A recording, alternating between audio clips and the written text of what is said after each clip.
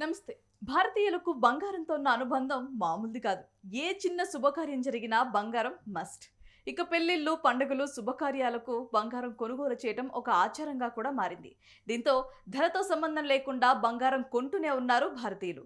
ఇక పెట్టుబడిగా కూడా బంగారం ఓ మంచి నమ్మకంగా మారిపోయింది. షేర్ మార్కెట్ హెచ్చుతగ్గుల మధ్య కష్టకాలంలో ఆదుకునేది బంగారమేనని సామాన్యుల నమ్మకం. ఇక గతంలో కేవలం ఆభరణాలకే పరిమితమైన ఈ పసిడి ఇప్పుడు కడ్డీలు, నాణాల రూపంలో పెట్టుబడిగా మారుతోంది.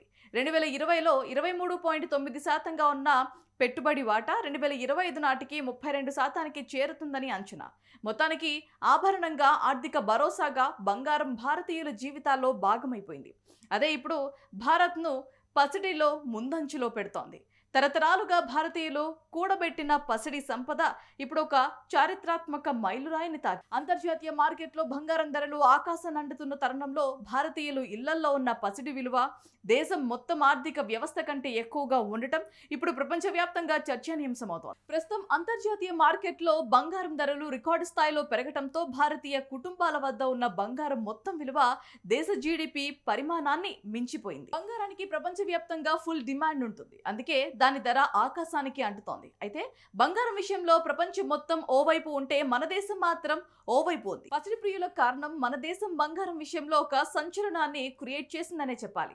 ప్రపంచాన్ని నిర్వెరపోయేలా చేసింది. మన దేశం ఏడాది మొత్తం కష్టపడి సంపాదించే ఆదాయం కంటే దేశంలోని ఇళ్లలో ఉన్న సంపాదన విలువే ఎక్కువైపోయింది. అయితే అంతర్జాతీయంగా స్టాక్ మార్కెట్ లో బంగారం ధర ఔన్స్ కు $4,500 దాటడంతో ఈ పరిస్థితి నెలకొంది. ఇక మోర్గాన్ స్టాన్లీ అంచనాల ప్రకారం భారతీయ ఇళ్లలో దాదాపు 34,600 టన్నుల బంగారం నిల్వ ఉంది. దీంతో ప్రస్తుతం మార్కెట్ ధరల ప్రకారం లెక్కగడితే భారతీయుల వద్ద ఉన్న ఈ బంగారం విలువ $5 లక్షల కోట్ల కంటే ఎక్కువ అని చెప్పొచ్చు. భారతీయ ద్రవ్యనిధి అంచనాల ప్రకారం భారత జీడిపి సుమారు 4.1 లక్షల కోట్ల డాలర్లుగా ఉంది. అంటే దేశం మొత్తం ఉత్పత్తి చేసే ఆదాయం కంటే ప్రజల ఇళ్లలో ఉన్న పసిడి విలువే ఎక్కువ.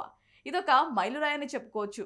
అయితే ప్రపంచంలో 3వ అతిపెద్ద ఆర్థిక వ్యవస్థగా ఎదగాలని లక్ష్యంగా పెట్టుకున్న భారత్కు ఇది ఒక నిశిష్టమైన విజయంగా తెలుస్తోంది. అయితే భారతీయులకు బంగారం అనేది కేవలం ఒక లోహం కాదు, ఇది ఒక భావోద్వేగపూరితమైన పెట్టుబడి కూడా.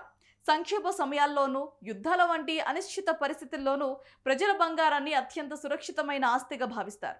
ఇక భారతీయ కుటుంబాల్లో ఉండే బంగారంలో దాదాపు 80% ఆభరణాల రూపంలోనే ఉంటుంది.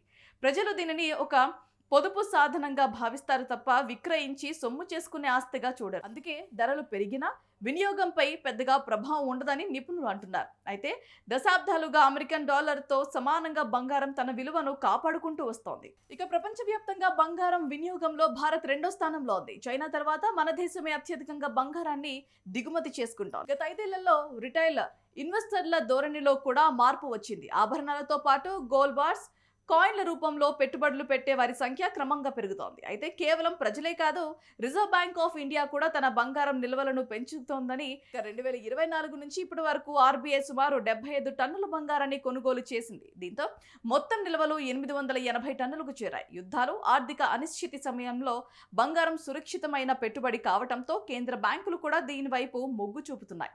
దీంతో ప్రస్తుతం భారత్ మొత్తం నిల్వల్లో బంగారం వాటా గణనీయంగా పెరిగింది. అయితే ఆర్థిక పరంగా చూస్తే బంగారం ఒక ఉత్పాదక లేని ఆస్తి మాత్రమేనని ఆర్థిక నిపుణులు చెబుతున్నారు. ఇది నేరుగా ఆదాయాన్ని అందించదు లేదా దేశ పారిశ్రామిక వృద్ధికి తోడ్పడదు. ప్రభుత్వం దీనిని దృష్టిలో ఉంచుకొని గోల్డ్ బాండ్లు, డిజిటల్ గోల్డ్ వంటి పథకాలను ప్రవేశపెట్టింది. భౌతిక బంగారం పట్ల ఉన్న మక్కువను తగ్గించడమే ఈ పథకాల ప్రధాన లక్ష్యం.